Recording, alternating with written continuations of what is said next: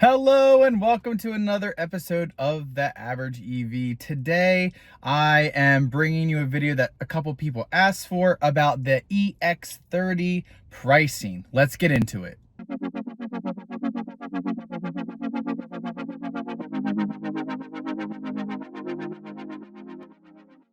All right, everybody. So Volvo, almost 2 weeks ago, dropped the info on the pricing for the EX30 in the United States, and it is really interesting.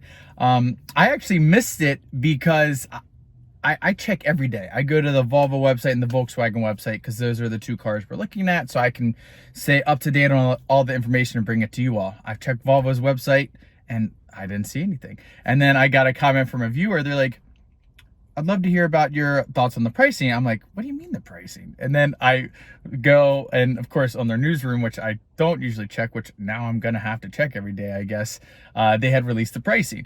So I've went over it. I'm just gonna walk through the press release and tell you what it says, and then I'll kind of give you my opinion about it. And I'm also gonna cross-reference the Volvo EX30 US website to maybe dig a bit deeper into what the pricing exactly means for us. So here's the press release. I'm gonna link it down below.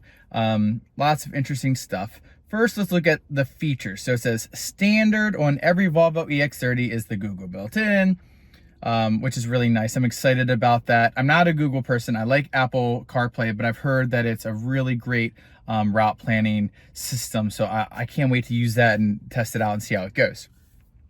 It also has Google Maps and Google Assistant. Also, it comes standard with wireless Apple CarPlay, which I really don't like. I prefer wired. With wireless, it heats your phone up a lot. And then with the wireless charging, your phone just doesn't even charge. So whatever, but awesome. CarPlay, love it.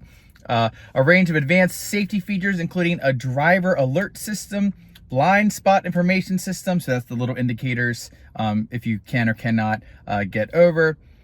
A door opening alert, which I guess for cities will be a really useful feature. I don't live in a city. I kind of live in like the country. And so I don't have to worry about bikes all the time. But I guess if I go into the city and there might be a bike, or if there's a car coming, it'll be useful and a nice safety feature. And then front and rear collision mitigation. So if someone's gonna hit you in the back or you're gonna hit someone in the front, there we go. Next, so that is for all trim levels. That comes standard on all. Next is just for plus equipment and above. So EX30 owners can enjoy an immersive sound experience by Harman Kardon Premium Sound. I'm not sure what that means. So the big thing with the EX30 is it just has the sound bar, so they don't have to run all the wires throughout the car. So I'm assuming, and you know what that means sometimes, but the sound bar is just going to be a Harman Kardon sound bar. I don't think there's going to be speakers throughout the car, but we'll see. But that's nice, great. There's obviously better, but Harman Kardon's gonna be better than whatever stock soundbar they had for sure. This is interesting, and this varies from the European spec EX30. So a dual tone, which is with the European, you'll get the black top as opposed to the body color top, but it's dual tone panoramic roof.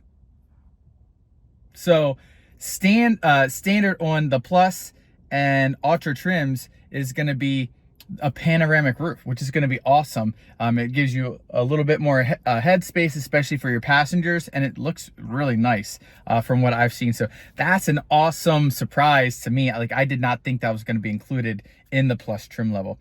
And lastly, it's going to have 19-inch wheels. I believe the core is 18, so they're bumping up to 19-inch wheels, and so it will minorly affect the range. I don't think it's going to be that much to worry about. Lastly, the Ultra trim is going to add pilot assist with lane change assistance. I'll talk about that later. A 360 camera with 3D view, which is going to be really cool. And then park pilot assist. That's kind of like with the Volkswagen, how it'll park itself, which is a cool feature. And then details for full consumer offer will be available in the coming weeks. So I'll bring that to you when I actually place my reservation. I'm going to do a whole video on that. So very interesting stuff there. I'm going to keep it the press release, and then I'm going to kind of add in all the extra information. So for the single motor extended range, and remember, it's rear wheel drive. For Core, it's $34,950. That's the price that's been advertised. For Plus, it's $38,900. So that adds, it's $4,000 more for the Plus trim. And then the Ultra is $40,600. And that's, again, for the rear wheel drive, extended range, 275 miles of range. Those are the prices. If you want to bump up and get the dual motors, and it's going to be like one of the fastest, EVs you can get at this price range, you're looking at the Plus, and it doesn't come in Core, it's just Plus and Ultra. For the Plus, $44,900. So from the Core to the Plus dual motor, it's $10,000 difference, just to give a little perspective. So I think there's definitely a lot of value jumping $10,000 that you're getting in this car with all the Plus and all the Plus features, and then the extra motor to give you all that spiciness. And then the Ultra is $46,600. So only, what is that, $1,700 more to bump up to the Ultra. So that is the pricing. Just looking at this, if you want to get the cheapest one, go Core.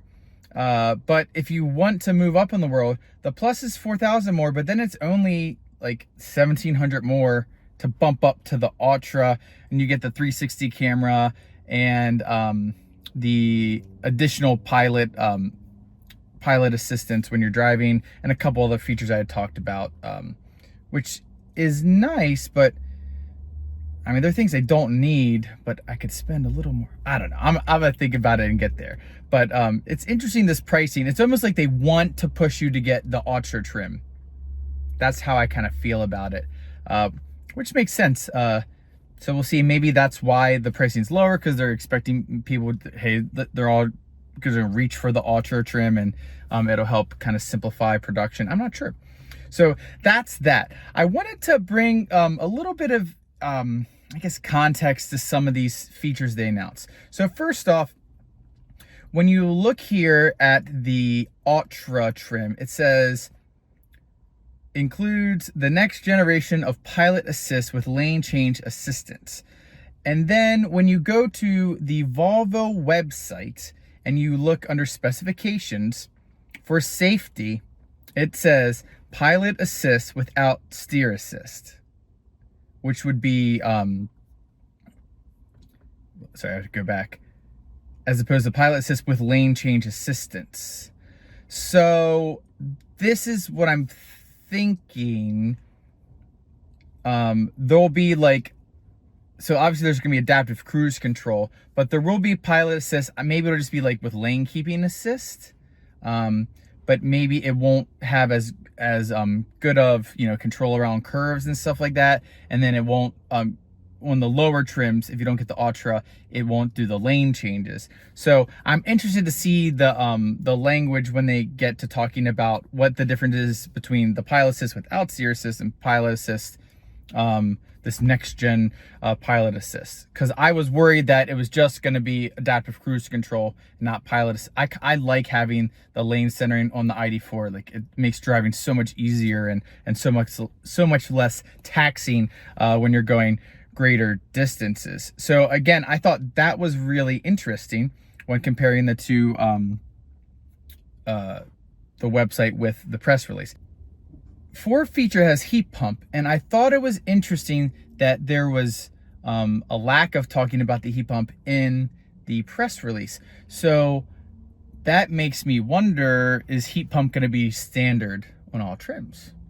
Because this doesn't necessarily say it's going to be standard on all trims, because when you look at seats, it has the power seats and then has the manual adjustable driver seat. So clearly this isn't just saying what's standard, it's saying all the potential options. So I am really interested to see if the heat pump ends up being standard for all. If so, wow, like what an awesome feature to have, especially if you live in a colder climate. I mean, that's going to be absolutely incredible. Not as big a deal for me, but for some people who live, further north than I do here in Maryland. It's going to be, something that you're going to use a lot. So that's that. I do believe, no, sorry, that's actually from some European trims I was looking at, where you get the ambiance stuff for Plus and Ultra, but you don't get that for Core. Another thing I wanted to bring up, and now this is not on either of the press release or the Volvo US website, but on the European website, you actually, from Core to Plus, you actually get a better suspension. So I am interested to see if for the US models you get a better suspension, or if they have the same suspension across all models. Probably they'll keep the same suspension, but if you end up getting a better suspension, that even adds a little bit more to the value of that $4,000 increase in what you're going to pay for. So that's that. Oh, one last thing is, I believe, let me double check if it was in the press release or not. I don't see it in the press release, but I do recall seeing on the European website that you get digital key on the Plus in Europe. So that would be nice if that carries over with Plus and Ultra, get the digital key, because I'm really interested in using that. But yeah, that's that with the Volvo EX30 and comparison. Now let me give you my thoughts here about price. So you're getting all these things. Is it worth the price?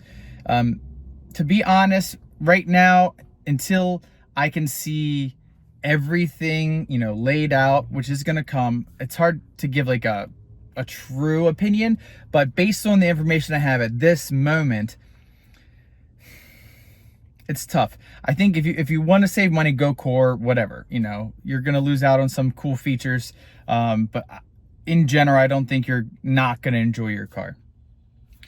As for me, when I saw this information come out, I was always going to get the single motor, and I was going to go for Core, but then I saw, well, it's only $4,000 more for the Plus, and you get all these things, especially the pilot assist. And then I saw the roof. I don't really care about the roof, but it's nice to have, especially for your passengers.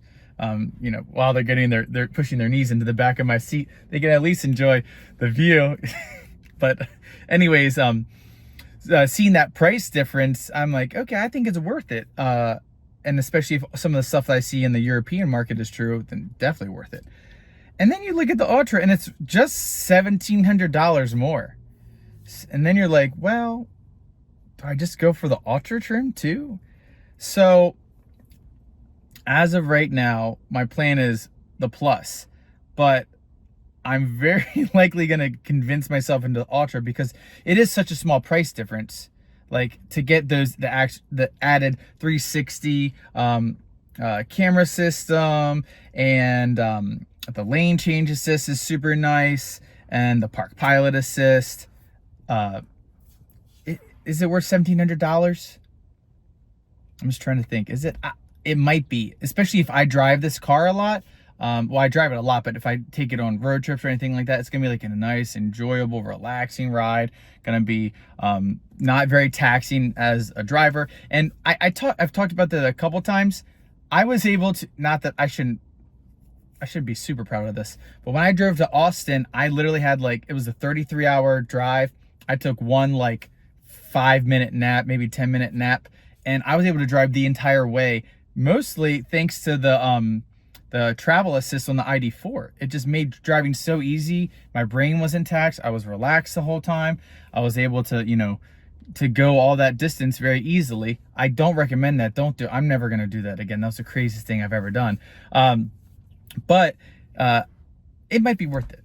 It might be worth it. So at this point, those are my thoughts. Love to hear what you all are thinking about this car. I do have good news. I did hear somewhere that eventually they are going to make this in the US. I heard that somewhere, so that's good, because my last video I wasn't sure, but I'm glad they're going to bring it to US. I know a lot of people are really concerned because it's made in China and they don't want to buy something made from China, and I totally get that and understand that opinion, and I respect your opinion. And hopefully them bringing it to the US, production to US eventually, will also align more with Volvo's ethos, I guess. But again, it is owned by Geely. So that's kind of inevitable at some point in time when that happens. So again, put your thoughts and comments down below. What are you all thinking? And that's it. So thanks for watching. Please remember to give a like and to subscribe, hit the notification bell, and I will catch you all next time.